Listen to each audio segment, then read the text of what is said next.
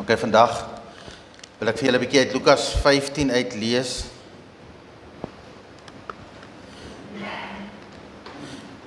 Die tollenaars en ander sondaars het dikwels by Jesus se onderrig kom luister.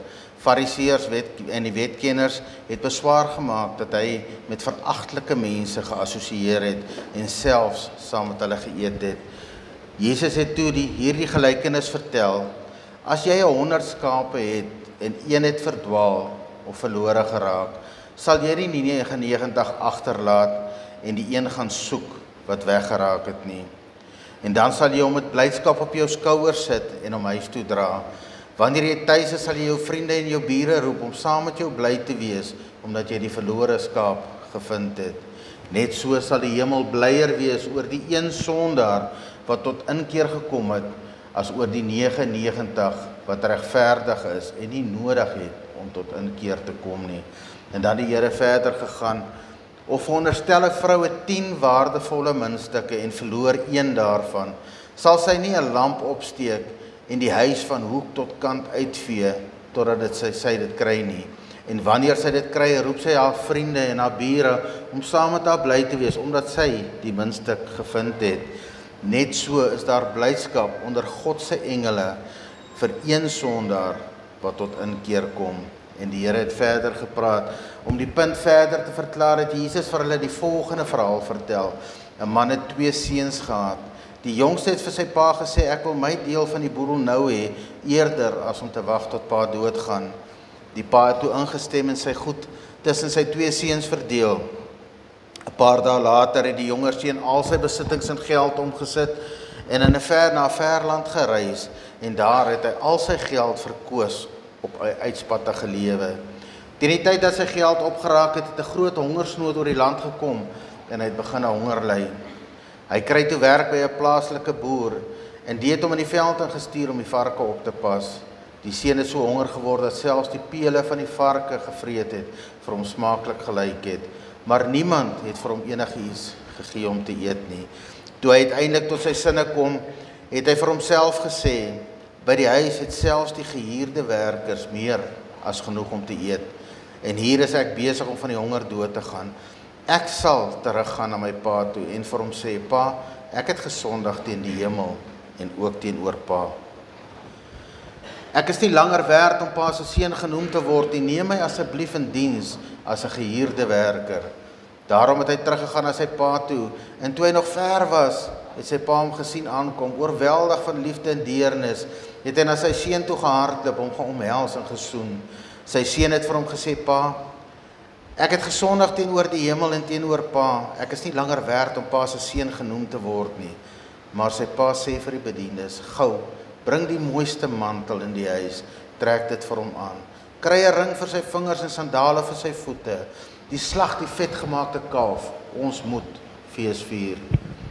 Want hierdie seun vir my was dood en hy het nou teruggekeer na die lewe. Hy was verlore, maar nou is hy gevind. Toe het hulle begin fees vier. Nou, tydens die Here se bediening het hy baie in beeldspraak gepraat. Dit is 'n praktiese manier. Onthou, die mense was nie redelik geskoold geweest daai tyd nie. Dit is 'n praktiese manier wat die Here gebruik het om boodskappe oor te dra, belangrike boodskappe. En vandag is daai gelykenisse wat die Here gebruik het nog net so van pas vir my en vir jou. Vir my en vir jou, die gewone mens, om hierdie goed te kan verstaan. Nou, die Here het baie tyd gespandeer met sondaars, met mense wat die basies die Jode daai tyd verwerp het. Want die Jode het natuurlik geglo jy assosieer glad nie met hierdie tipe mense nie. Dit is hulle en niemand anders nie. Wat reg was in die Ou Testament, want dit is wat die Here wou gehad het hulle moes doen, sodat die Here sy volk kon geheilig gehou het. Maar hier kom die Here en hy sê, hy meng met hierdie mense en hy gaan vertel die woord, die koninkryksnuus vir hierdie mense. En natuurlik het hierdie gesiene en hooggeplaaste mense, die fariseërs, die skrifgeleerders en daai tipe ouens nie regtig op dieselfde tafel. Hulle het nie ooreengestem met dit nie. Vir hulle was dit bitter verkeerd, want hoe kan die Here 'n Jood saam met hierdie ouens tyd spandeer? So hulle was definitief glad nie beïndruk geweest nie.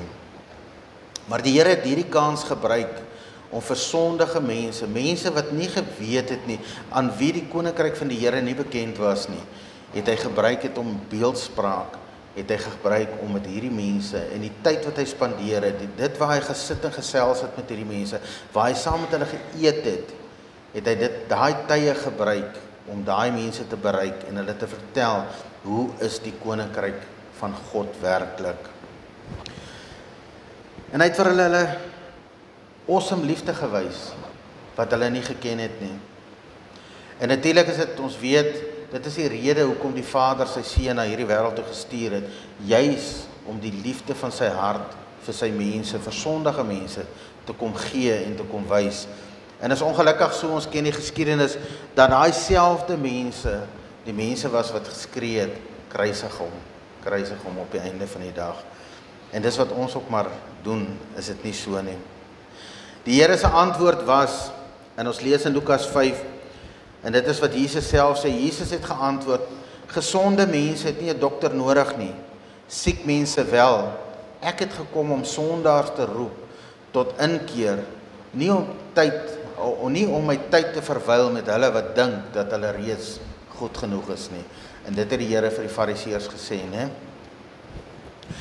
Nou ek wil vandag net so 'n bietjie verder gaan, en ek wil vir jou vandag sê, as jy vandag hierso sit, en jy voel soos die verlore skaap, dan wil die Here vir jou vandag hierdie boodskap gee. As jy vandag hierso sit, en die Here bring iemand in jou gedagtes op, en jy dink onmiddellik aan die persoon, as jy die verhaal van die verlore skaap is, dan wil ek hê, jy moet hierdie verhaal vir hom gaan vertel, want dit is wat die Here bedoel het, toe hy meer as 2000 jaar terug, hierdie gelykenis vir die mense gesê het. Weet, miskien is dit 'n familielid, 'n vriend, of 'n kollega, wat jy nou aan dink, dan vra ons, gaan gee vir hom die boodskap van die verlore skaap, want van daai tyd op toepassing was, is vandag nog net so van toepassing in ons lewens. Nou as ons kyk na die verhaal van die verlore skaap, miskien is daai skaap sy aandag vir 'n wyle afgetrek gewees.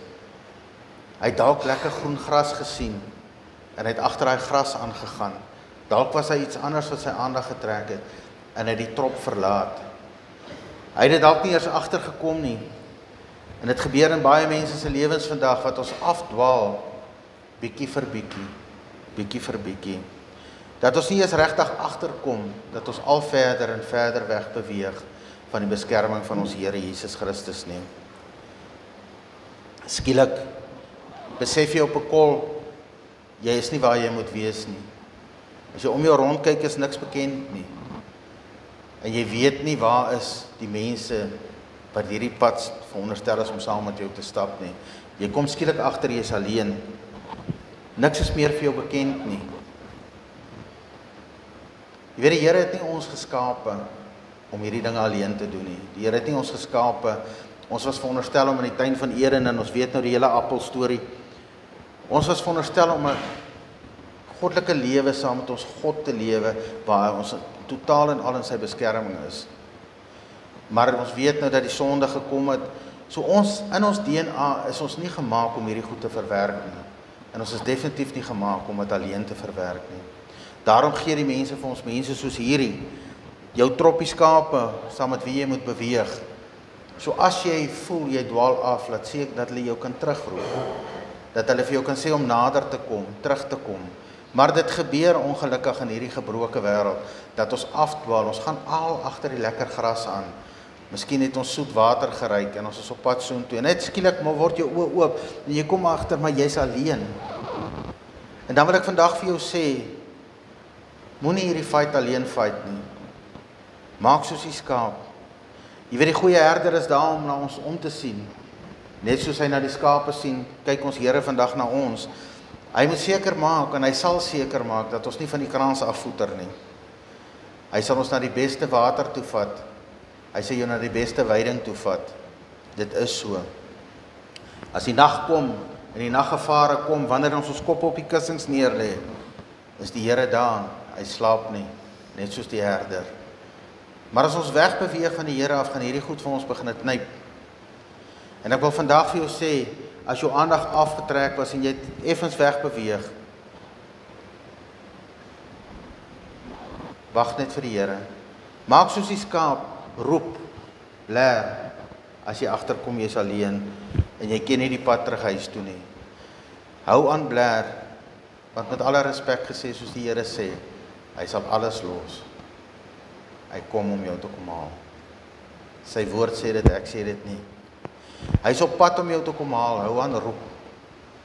Hou aan roep, die Here kom om jou te kom haal, sy woord sê hy gaan jou op jou skouers dra, hy gaan nie stop voor hy jou het nie, hy gaan jou op sy skouers sit, en hy gaan terugloop met jou, daar waar hy jou wil hê.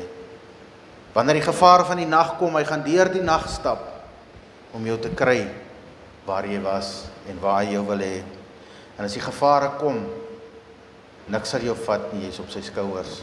Sy woord sê so, ek sê nie dit nie. As jy vandag aan so iemand dink,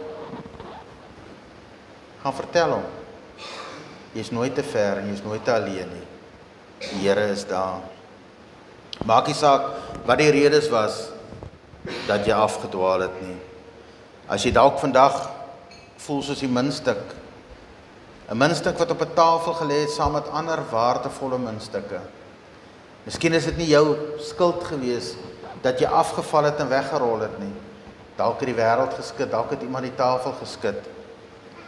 En jy het weggerol en jy lê iewers in 'n slooitjie tussen die vloere onder 'n stuk stof. En jy voel skielik, maar ek is nie meer waardevol nie. Gaan iemand ooit agterkom as ek weg is, want die ander waardevolle muntstukke lê nog op die tafel.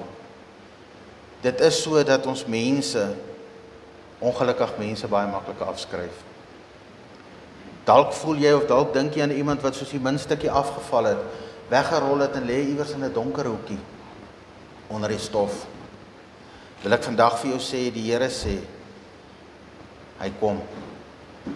Miskien kan jy nie uitroep soos die skaap roep nie, maar jy kan bid. Jy kan jou oë toemaak en jy kan hoop. Hoor wat sê Hebreërs 11 vers 1. Wat is geloof dan? Dis 'n vaste versekering dat dinge waarna ons uitsien inderdaad gaan gebeur. Dit is 'n bewys dat God hierdie dinge wat ons nog nie kan sien nie, waar sal maak. As jy vandag, of aan die persoon aan wie jy dink, daai waardevolle muntstukkie is, wat afgeval het en iewers in 'n donker hoekie onder die stof lê, wil ek vandag vir jou sê vir daai persoon, hou aan bid, hou aan hoop. Want die Here sê in sy woord, raak stil, lees stil. En as jy stil geraak het, gaan jy sien iemand in die lig aangesit. En jy gaan sien en jy gaan hoor hoe die besem nader kom en hoe die meubels skuif. Die Here is op pad om jou te kom haal. Jy gaan nie daar bly nie. Jy sal nie vir altyd daar bly nie. Jy het nie jou waarde verloor nie, miskien in die oë van mense het jy jou waarde verloor. By die Here het jy nie jou waarde verloor nie, maak nie saak wat gebeur het nie. Maak nie saak hoe jy afgeval het nie. Die Here se oë bly jy waardevol. Net soos die muntstukke wat nog op die tafel is jy nog net so waardevol. Lees stil, raak stil en hoor die besem nader kom. Want die Here kom om sy muntstuk te kom haal. Dalk as jy die verlore seun, dalk dink jy aan iemand soos die verlore seun, het dalk die pad gestap, was op sy Here se plaas gewees. Maar die dinge van die wêreld het begin lekker lyk. En meeste van ons wat vandag hier so staan, weet dat ons daai pad geloop het. Dalk weet jy ook vandag van iemand wat nog op daai pad is. Die wêreldse dinge, mense, lyk lekker. Mense buitekant maak dit vir ons dat dit lekker klink. Dinge wat ons sien, lyk lekker. En die wêreld trek ons aan. En dit is ongelukkig hoe die wêreld is. Ons sal dit nie verander nie. Dit sal altyd daar wees. Dan is dit ons wat daar deurgaan, dan is dit ons kinders wat daar deurgaan. Die dinge van die wêreld lyk lekker. Dit is so. Dit lyk opgewonde. Partykeer, ons het laas nou daaroor gepraat, partykeer lyk ons as Christene vir die wêreld boring. En ons is nie. Hulle weet dit nie, ons moet dit vir hulle gaan wys, dat ons nie hierdie verskriklike, verveelde lewe lei nie. Ons lewens is eintlik vol opwinding. Die lekker om met die Here te dien. En dis ons werk om dit vir die mense te gaan wys. Maar dis ongelukkig so, dat Ons kom op 'n plek en al hierdie dinge buitekant lyk vir ons lekker en ons maak planne soos hierdie seun om die wêreld te gaan soek. Eers begin ons met, weet jy wat, ek gaan net loer. En weet jy hoeveel keer in my lewe het ek al daai vers gebruik van ondersoek alle dinge, behou die goeie. Dan het ek mos nou permissie om te gaan ondersoek. Ek dink nie dis wat die Here bedoel het. Ondersoek is dalk kyk, ding, nie gaan try nie. Okay, en daai was my vers gewees. Okay, die Here het gesê, né, gaan ondersoek. Ek ondersoek nou. Ek sal nou kyk of ek daarvan hou. Okay. Maar dis wat die wêreld doen. Die wêreld trek ons aan en ons maak planne eers net 'n bietjie. Ons het 'n verskoning om net te gaan kyk. En ek sê vir jou vandag, as jy na die wêreldse dinge toe beweeg, dit vat jou bietjie vir bietjie vir bietjie vir bietjie, stadig, sonder dat ons weet, al verder weg van die Here af. En dan skielik eendag, dan verander dinge, dat ons al 'n bietjie ver weg beweeg. Maar hier binnekant is 'n plek wat met niks anders vervul kan word as die Here nie. Mense daar buitekant probeer met alles. Hierdie plek is die Here se. En dit is wat die Here sê, dat elke mens sal weet van sy bestaan. Want jy kom op 'n plek in jou lewe waar jy hierdie lewe lei en dank die Here dit het met my gebeur. En dankie dat ek nog gespaard was tot die dag wat dit met my gebeur het. Waar die Here begin het klop, soos Openbaring 3 vers 20 sê, en jy hoor daai klop en jy maak dit oop. En as jy daai hart oopgemaak het en die Here die toestemming gegee het, klink so verkeerd, maar dis ongelukkig so, die Here gaan homself nie daarin dwing nie. En as die Here ingeklim het, dan maak jy jou oë oop. Dan is drank, partytjies, dwelms, sonde, dit wat jou lewe so verwoes het, daai pelle wat jy gehad het, wat jy nou skielik wanneer dit met jou swaar gaan nie meer het nie, dan maak jou oë oop en jy sien die goed en jy begin rondkyk, want jy daai deur oopgemaak. En elke persoon, die woord van die Here sê, gaan op 'n plek kom op sy lewe waar jy daai keuse gaan maak. Jy gaan dit doen, dit gaan met jou gebeur. En miskien aan die persoon wat jy vandag dink, dit gaan met hom gebeur en dit is nou die tyd. Dat sy oë moet oopgaan, dat hy daai deur moet oopmaak, dat die Here die plek kan vul binnekant en dat hy kan sien. En toe hierdie man sy oë oopgegaan het, toe sien hy die varkhok waar hy is. Hy sien die vuil en hy sien die stink. En hy besef, hy het gesondig. Hy het dit besef. En hy het onthou hoe dit was in sy vader se huis. En hy terug verlang soontoe. Hier buitekant was hy honger en vuil en hy het gevrot. En hy weet by sy huis sal hy versorg wees. Hy het gewens om terug te gaan. En hy het geweet hy was verkeerd. Maar anders as die ander gelykenisse wat die Here gebring het hierdie man 'n besluit gemaak. Die besluit was in sy hande. Hy moes besluit. Hy het besluit. En is ongelukkig so, meeste mense, waarmee mense te doen kry in die varkhok, roep vanuit die varkhok vir hulp. Dis nie so nie. Die gelykenis sê hierso, die man het gesien, hy het besluit, hy het opgestaan, uit sy varkhok uit beweeg. Hy het die dinge gaan los, die dinge wat hom daar gebring het, die dinge wat hom daar gehou het, het hy agtergelos. Hy het die hek van die varkhok gaan toemaak. 10 het hy nog teruggekyk en gesê, weet jy wat, ek is klaar. Hy het die besluit gemaak om dit agter te los. En toe hy die besluit gemaak het, het hy teruggestap huis toe. En die woord van die Here sê vir ons dat sy pa vir hom gekyk het, toe hy nog ver was, het sy pa hom gesien. Hy het hom toe gehardloop om hom te omhels en te soen. Want hy het besluit om daai lewe agter te laat. En sy vader het vir hom gewag, en dit is so vandag, elkeen van ons, die Here wag vir ons om terug te gaan. Die Here wag vir daai persoon aan wie jy nou dink, om terug te kom. Die Here wag vir jou. Hy staan en kyk, wanneer kom jy terug? Maar die voorwaarde is, los die varkhok agter, maak 'n besluit, maak die hek toe, los dit. En begin jou tog terug na die Vader toe. Hy is daar, hy loer vir jou, hy wag vir jou.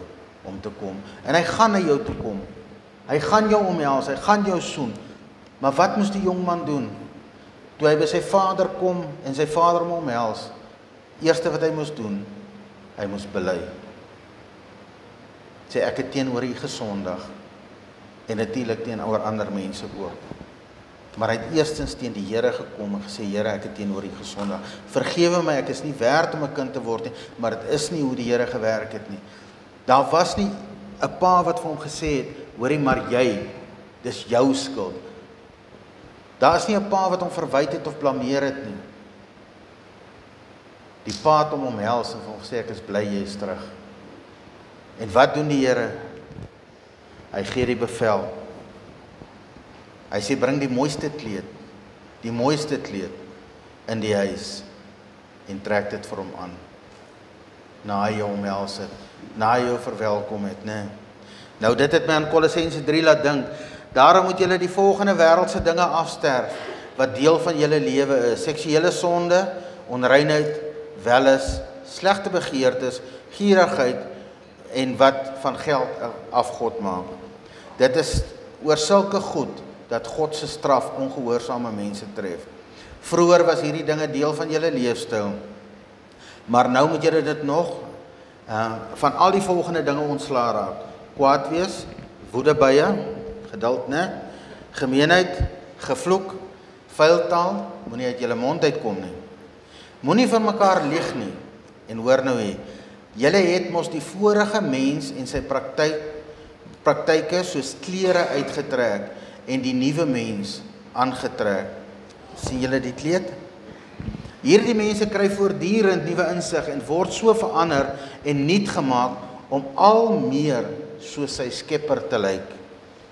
In hierdie nuwe lewe is daar nie langer sprake van Griek, Jood, besny, onbesnyd, ongekultiveerde, barbaar, slaaf, vryman nie. Al wat saak maak is Christus wat in alles in elkeen is. Julle is die mense wat God uitgekies het, wat hy geheilig het, waardevol, sien julle die muntstuk? En wat hy lief het, daarom moet julle die volgende soos klere aantrek: nuwe mantel, liefdevolheid, deernis, vriendelikheid, nederigheid, sagmoedigheid, geduld. Verdra mekaar, en as enige ene klagte teen iemand anders het, vergewe mekaar. Vergewe mekaar soos die Here julle vergewe het. Sien julle die pa en die seun? Daar was nie verwyte nie. Onmiddellik het die Here vergewe. Onmiddellik het die Here die opdrag gegee, bring die nuwe mantel. Die heel belangrikste wat julle moet aantrek is die liefde. Die liefde bind alles volmaaksaam. Verder, laat die vrede wat Christus bewerk het in julle lewens die deurslag gee, wat as lede van een liggaam is julle tot vrede geroep en wees dankbaar. Christen het nie boring lewens nie, mense. Nie laat ander mense julle so vertel nie, wys hulle verkeerd. En dan sê die Here, die sandale, bring vir hom skoene vir sy voete. Efesiërs 6, waar anders sal ons dit kry? Nee, die gevegsuitrusting van die Here. Trek die bereidheid om die goeie nuus en vrede te verkondig aan so skoene aan julle voete. Trek hy skoene aan. Vertel die wêreld wat met my gebeur het. Waar het ek gaan rondloop? Wat het gebeur toe my oë oopgaan? Gaan vertel die wêreld. Toe ek terugkom was my Here daar. Hy het my kom haal. Hy het my omhels. Hy het my 'n nuwe jassie gegee. My vuil vrot varkklere het hy uitgetrek. En dan, die belangrikste, sien ons dat die pa vir hulle gesê het, bring vir hom 'n ring vir sy vinger. Nou daai jare was daar nie bankkaarte nie, mense. Jy kon nie besigheid doen met 'n bankkaart nie, maar jy het 'n ring gekry, 'n familiering. Nou onmiddellik toe die seun terug is en hy het sy nuwe jassie aangetrek, hy ou vrot jassie weggegooi. En hy het sy nuwe jassie en sy skoene om vir die wêreld te gaan vertel hoe sy Here hom kom red het en vergewe het, kry 'n ring. Nou met daai ring kon jy enige besigheid gedoen het, solank jy die ring het. Jy kon na markte toe gegaan het, want jy het besigheid vir die Vader, die eienaar van die plaas, kon jy besigheid doen, solank as wat jy daai ring het. En niemand sou niks gevra het nie. En die Here sê vir hom, gaan sit 'n ring op sy vinger. So as jy terugkom, wil ek vir jou waarborg, mense, as jy by die Here uitkom, of die persoon aan wie jy dink, die Here gaan vir jou 'n nuwe mantel aantrek, maar jy moet bereid wees om die vark op te los. Die Here gaan vir jou skoene gee, om te gaan vertel, hoe het jy hier gekom. Die Here gee vir jou 'n ring, om te sê, gaan doen besigheid vir my. En waar kry ons dit anders as Matteus 28, die laaste opdrag wat die Here vir ons gegee het, voor hy die hemel ingeneem is. Jesus kom toe nader en sê vir sy disippels, God het die volle mag oor hemel en aarde aan my toe vertrou, wat Jesus is, né? Gaan dan, dis nou my en jou opdrag, maak al die nasies my disippels en doop hulle in die naam van die Vader, die Seun en die Heilige Gees. Leer hulle om alles te gehoorsaam wat ek aan julle opgedra het. En wees verseker, ek is vir altyd by julle tot aan die einde van die wêreld geskiedenis. So mense, ek wil net vir julle sê, die woord van die Here was daai tyd vol krag en hy het nog nie sy krag verloor nie. As enige van hierdie gelykenisse vir jou bedoel is vandag, of aan iemand wat jy dink, maak nie saak of jy die verlore skaap is en jy het siekies weggeop, dit was nie jou bedoeling nie, maar jy het afgedwaal. Hou aan roep. Hy is op pad. Hy is op pad om jou te kom haal, hy gaan jou op sy skouer sit, hy sal deur die nag, deur die gevaar loop om jou terug te vat. Sy woord sê so. As jy die waardevolle muntstukkie is wat afgeval het en weggerol het en daar iewers in stof onder 'n hoekie lê, raak stil, bly glo, bly hoop, bid. Jy gaan nou hoor hoe skuif die besem op die grond. Hy kom vir jou. Jy is nog steeds net so waardevol vir hom, al dink die wêreld dit nie. Al het die wêreld nie gesien jy het afgeval nie. Hulle sien net dit wat oor is. By die Here is jy altyd waardevol. Hy kom, hy vee, hy kom jou haal. As jy die verlore seun is, soos meeste van julle wat hier so gesit het, julle paadjie geloop het,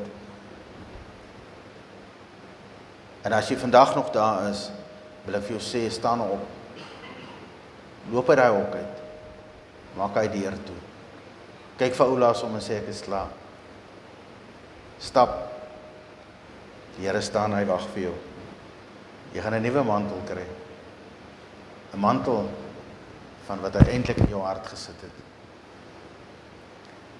Jy gaan skoene kry om vir die wêreld te gaan vertel van hoe jy hier gekom het. Jy gaan 'n ring kry wat jy gaan besigheid vir hom doen. Amen. Ons maak ons oë toe. Here, baie dankie. Ag Vader, net vir U. U is wie U sê U is, Here. Dankie Here vir U liefde. Dankie Here vir die geduld wat U met ons het, Vader. Here, baie dankie dat U ons nie verwyd nie, Here, dat U niks van ons skulde hou teen ons nie, Here. Wanneer ons terugkom, Here, is U arms oop, Vader.